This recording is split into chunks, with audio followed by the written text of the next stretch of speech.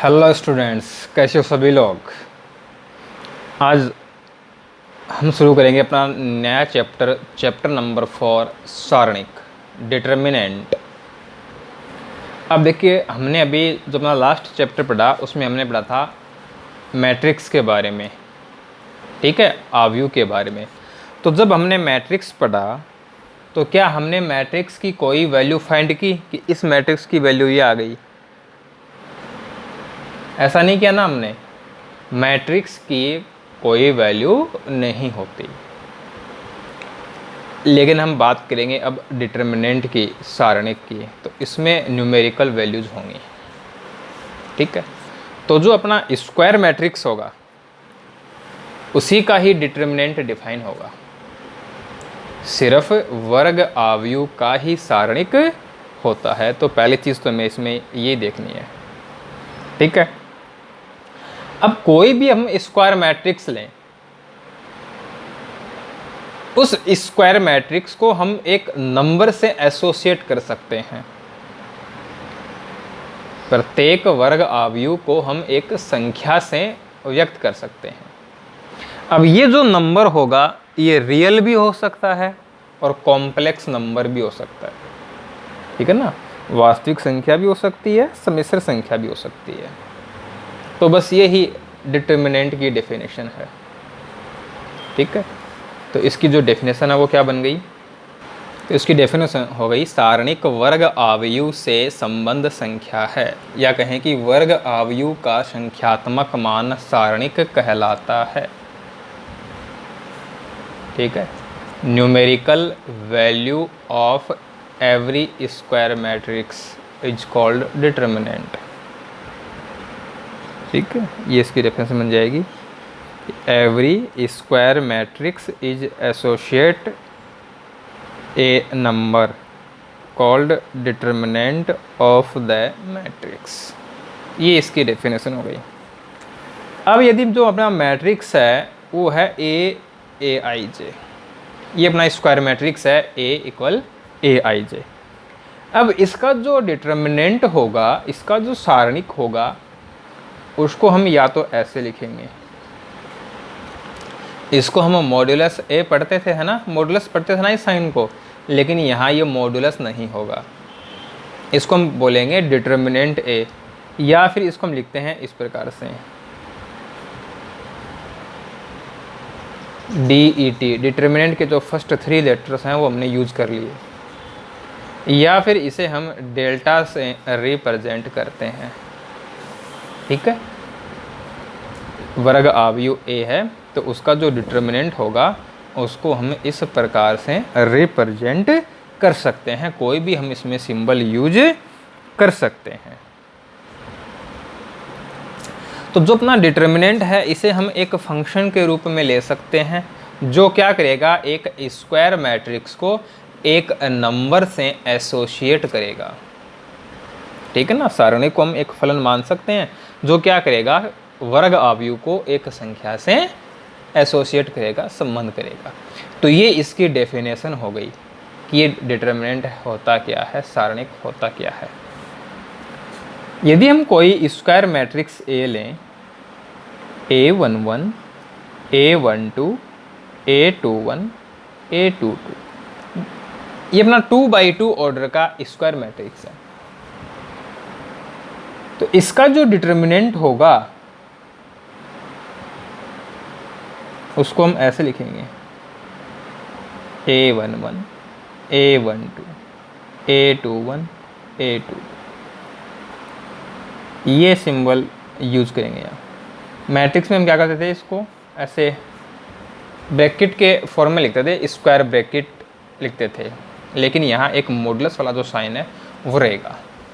तो ये जो डिटर्मिनेंट ए है वो बन गया। तो माय डियर स्टूडेंट्स, ये तो बात हो गई कि डिटर्मिनेंट होता क्या है, इसकी डेफिनेशन क्या है, ठीक है। अब हम क्या करेंगे, डिटर्मिनेंट की वैल्यू फाइंड करना सीखेंगे। तो सबसे पहले 1 ऑर्डर का डिटर्मिनेंट आएगा, एक कोटि के आव्यूह का सारणिक। तो उसमें तो एक ही एलिमेंट होगा, तो जब उसमें एक ही एलिमेंट होगा तो वहीं उसकी क्या हो जाएगी, वैल्यू हो जाएगी। ये अपना कोई मैट्रिक्स है ए, 1 ऑर्डर का मैट्रिक्स है। तो हम बात करेंगे इसके डिटर्मिनेंट की, तो इसके डिटर्मिनेंट की जो वैल्यू आएगी वो यही एलिमेंट होगा। ठीक है, अब हम बात करते हैं 2 ऑर्डर के मैट्रिक्स की। 2 कोटि के अवयव का सारणिक, determinant of a matrix of order 2। Let suppose we have matrix a, A11, A12, A21, A22। ये अपना 2x2 ऑर्डर का मैट्रिक्स ए है और हमें क्या करना है, इसका डिटर्मिनेंट फाइंड करना है। डिटर्मिनेंट ए ये बन जाएगा determinant A11, A12, A21, A22, ऐसे लिखेंगे। अब इसकी जो वैल्यू होगी देखो वो क्या होगी, इसका जो डायगोनल है, इसका जो विकर्ण है, इन एलिमेंट्स को मल्टीप्लाई कर दो। तो A11 है वो मल्टीप्लाई हो जाएगा A22 से। जो डायगोनल के एलिमेंट हैं, जो विकर्ण के अवयव हैं, इनको मल्टीप्लाई कर दो, या ऐसा कहें कि फर्स्ट और लास्ट जो एलिमेंट है इनको मल्टीप्लाई कर दो, गुणा कर दो। अब यहाँ हम अपनी तरफ से लगाएंगे माइनस। अब जो रेस्ट एलिमेंट हैं उनको मल्टीप्लाई कर दो, तो अब ये दोनों मल्टीप्लाई हो जाएंगे, A21, A12। तो ये इस डिटर्मिनेंट की वैल्यू हो गई। हम एग्जाम्पल लें, मैट्रिक्स A है 5, 3, 2, 1।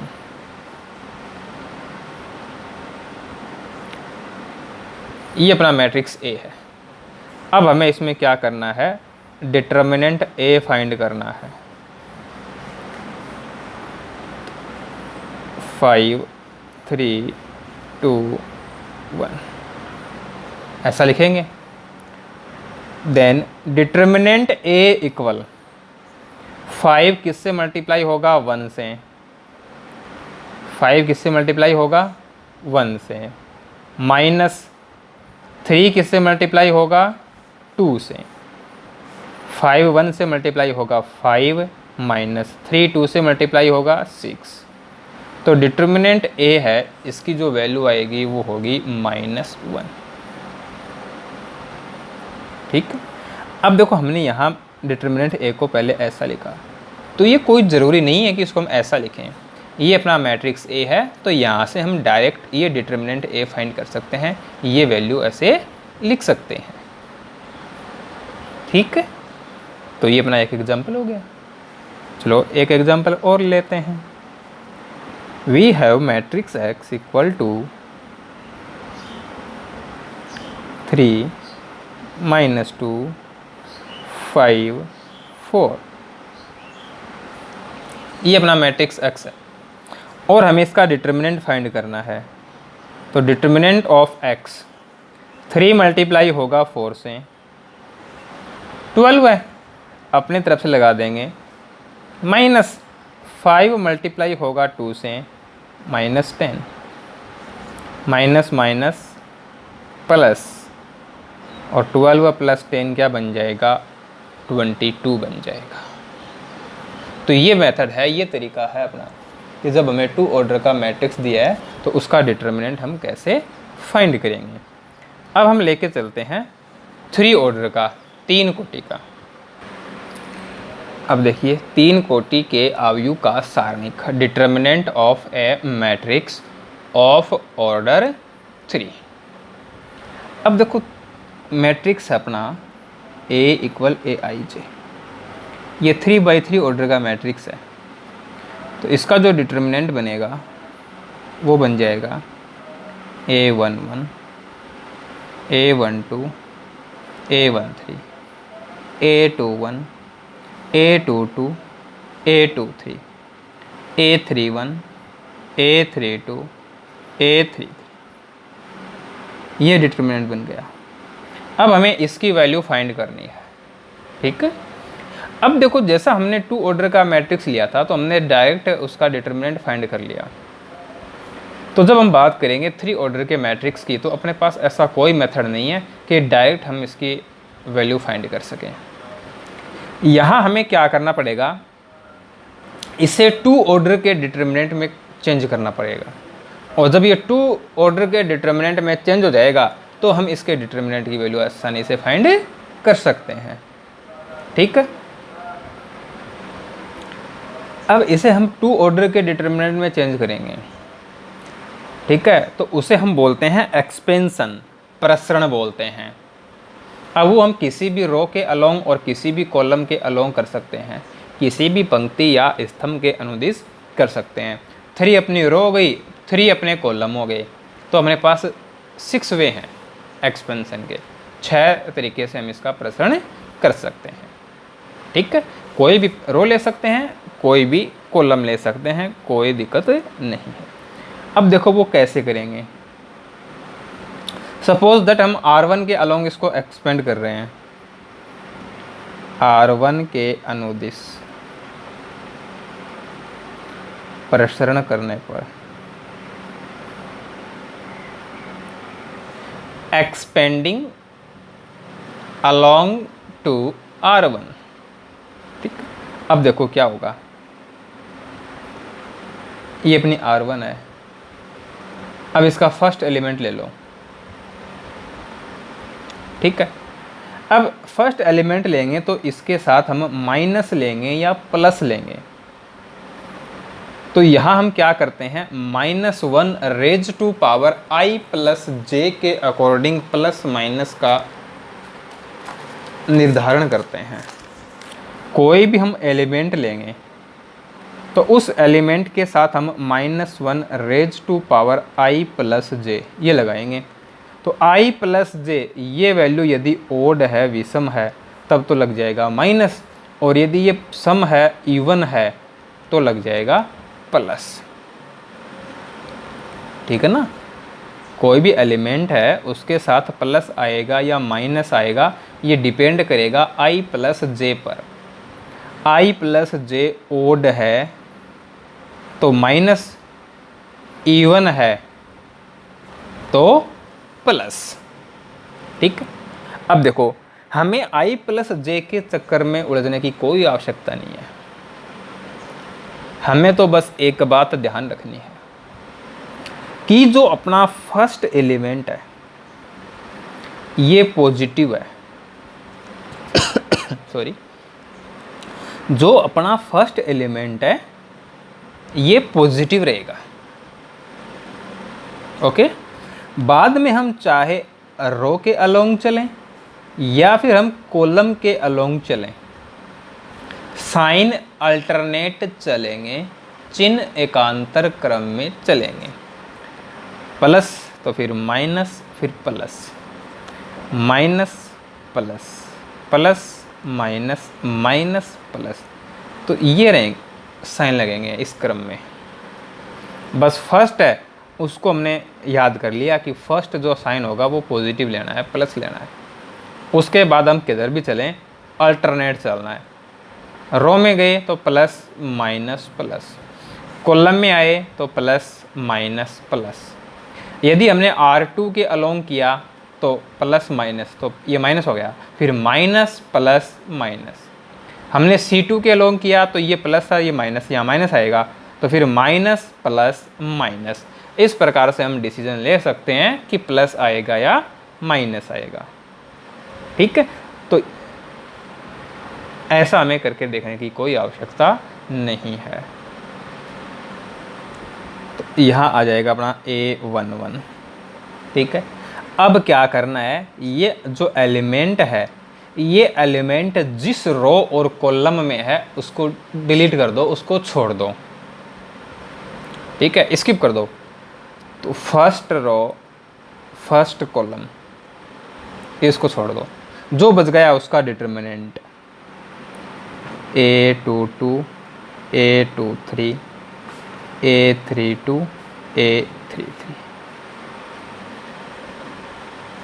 अब आ जाओ इस पे, तो प्लस माइनस, तो यहाँ लग जाएगा माइनस, A12। जिस रो और कॉलम में A12 है उसको छोड़ दो, जो बच गया उसका डिटर्मिनेंट। तो फर्स्ट रो सेकंड कॉलम छोड़ देंगे, A21, A23, A31, A33 plus minus plus A13। First row third column छोड़ देंगे, A21, A22, A31, A32, इसका डिटरमिनेंट बन जाएगा। तो ये मेथड है, ये तरीका है 3 ऑर्डर के मैट्रिक्स के डिटरमिनेंट को 2 ऑर्डर में हम कैसे कन्वर्ट करेंगे। अब इसकी वैल्यू जो है वो हम इजीली फाइंड कर सकते हैं। A11 A22 A33 से मल्टीप्लाई होगा, माइनस A23 A32 से मल्टीप्लाई होगा, minus A12 A21 A33 minus A23 A31 plus A13 A21 A32 minus A22 A31। तो ये इस डिटर्मिनेंट की वैल्यू होगी। अब हम एक एग्जांपल लेते हैं और उस एग्जांपल से इसको हम अच्छे से समझ लेते हैं। ठीक है, एक मेथड और होता है अपने पास डिटर्मिनेंट की वैल्यू फाइंड करने का, वो हम आगे पढ़ेंगे। उसमें हमें कोफैक्टर फाइंड करने होते हैं। ठीक है, सेकंड निकालने होते हैं। अब यदि 4 ऑर्डर का डिटर्मिनेंट हो गया, 5 ऑर्डर का डिटर्मिनेंट हो गया, तो उनके लिए अपने पास एक ही मेथड होगा और वो होगा बाय यूजिंग कोफैक्टर। सहखंडों के प्रयोग द्वारा हम उनका मान ज्ञात कर पाएंगे। लेकिन अपने सिलेबस की बात करें तो अपने पास बस 3 ऑर्डर का ही डिटर्मिनेंट होगा, इससे ज़्यादा नहीं होगा। अब देखिए ये एग्जांपल है, कहा गया है इवेलुएट, मान ज्ञात कीजिए। यहाँ इसको हमने डेल्टा लिख दिया, कोई प्रॉब्लम नहीं है। ठीक है, अब देखो इसको हम एक्सपेंड करेंगे। अब इसको एक्सपेंड करें, चाहे किसी भी रो किसी भी कॉलम के अलोंग हम इसको एक्सपेंड कर दें, वैल्यू तो सेम ही रहेगी। ऐसा थोड़ी कि अलग अलग वैल्यू आएगी। ठीक है, अब देखो इसको R1 के अलोंग हमने इसको एक्सपेंड कर दिया। ठीक है, एक्सपेंडिंग अलोंग R1 के अनुदिश प्रसरण करने पर 1 determinant, first column first row इनको छोड़ दो, 3 0 1 0 प्लस, अब आएगा माइनस, एलिमेंट है अपना 2, फर्स्ट रो सेकंड कॉलम छोड़ दो, -1 0 4 0 प्लस आएगा, अब एलिमेंट है अपना 4, फर्स्ट रो थर्ड कॉलम छोड़ दो, -1 3 4 1 3 0 से मल्टीप्लाई, -0 1 से मल्टीप्लाई, -2 -1 0 से मल्टीप्लाई, -4 0 से मल्टीप्लाई, +4 -1 1 से मल्टीप्लाई, -1 माइनस आएगा, 3 4 से मल्टीप्लाई, 12 है। ये तो 0 हो गए। 4 इंटू -13 तो क्या आ गया, -52 आ गया। ठीक है, अब देखो हम चाहें उस रो या फिर उस कॉलम के अलोंग इसको एक्सपेंड कर सकते हैं, किसी भी पंक्ति या स्तंभ के अनुदिश प्रसरण कर सकते हैं। लेकिन जिस रो में या फिर जिस कॉलम में मैक्सिमम 0 हो उसको हम प्रायोरिटी देंगे, उसको हम प्राथमिकता देंगे। क्यों? देखो यहाँ हमने देखा कि जो अपना C3 है उस C3 में 2 एलिमेंट 0 है। तो यहाँ देखो, और यदि हम C3 के अलोंग एक्सपेंड करें तो +- +4 into first row third column छोड़ देंगे, -1 1 से मल्टीप्लाई -1, -4 3 से मल्टीप्लाई 12 है, ये आ जाएगा। अब देखो यहाँ 0 है तो हमें पता ही है कि 0 से हम किसी भी नंबर को मल्टीप्लाई करेंगे 0 आएगा, तो हमें आगे लिखने की आवश्यकता पड़ेगी क्या? हमें आगे लिखने की आवश्यकता नहीं है, क्योंकि कन्फर्म है कि आगे 0 आएगा। तो बस यही रीज़न है कि अपनी जो कैलकुलेशन होगी वो शॉर्ट बन जाएगी। तो बस हमें ये ध्यान रखना है कि जिस कॉलम में नंबर ऑफ ज़ीरो मैक्सिमम हो, शून्यों की संख्या अधिकतम हो, उसको हमें क्या करना है? प्रायोरिटी देनी है, प्राथमिकता से हमें उसके अनुदिश प्रसरण करना है। बाकी कोई ज़रूरी नहीं, हम तो कैलकुलेशन कर लेंगे, ऐसे कर लेंगे, क्या दिक्कत आ रही है? ठीक है। अब देखो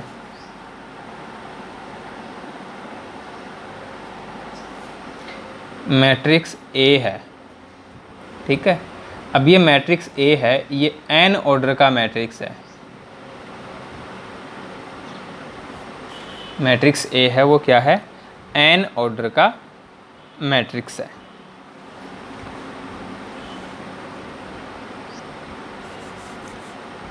एंड k है, ये कोई कांस्टेंट है। k है वो कोई कांस्टेंट है, कोई संख्या है।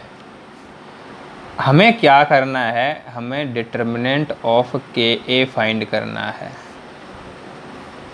तो determinant of k A find करना है तो पहले हम क्या करेंगे? मैट्रिक्स के ए क्या प्राप्त करेंगे?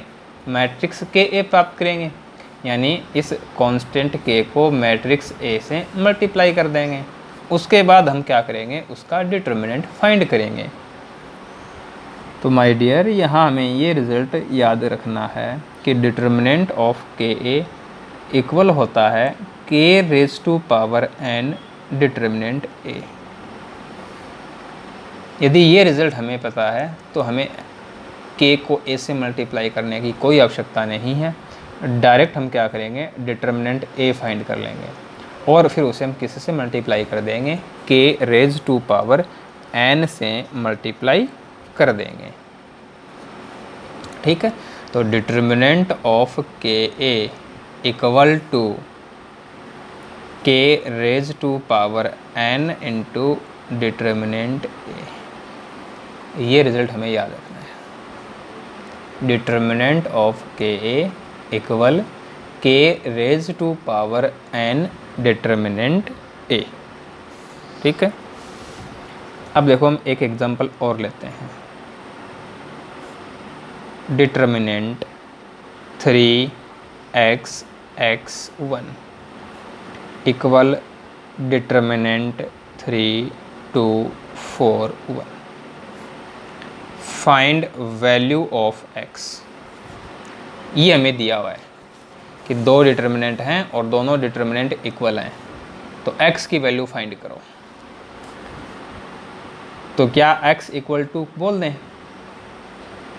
तो यदि यहाँ हमने x इक्वल टू ले दिया तो यहाँ x इक्वल कितना बन गया? 4। ये तो गड़बड़ है। ये जो रूल था वो सिर्फ मैट्रिक्स के लिए था कि यदि दो मैट्रिक्स हैं और उनके बीच में इक्वल का साइन लगा हुआ है तो इसका मतलब दोनों मैट्रिक्स इक्वल मैट्रिक्स हैं, और दोनों इक्वल मैट्रिक्स हैं तो उनके कॉरस्पॉन्डिंग एलिमेंट इक्वल होंगे, संगत अवयव बराबर होंगे।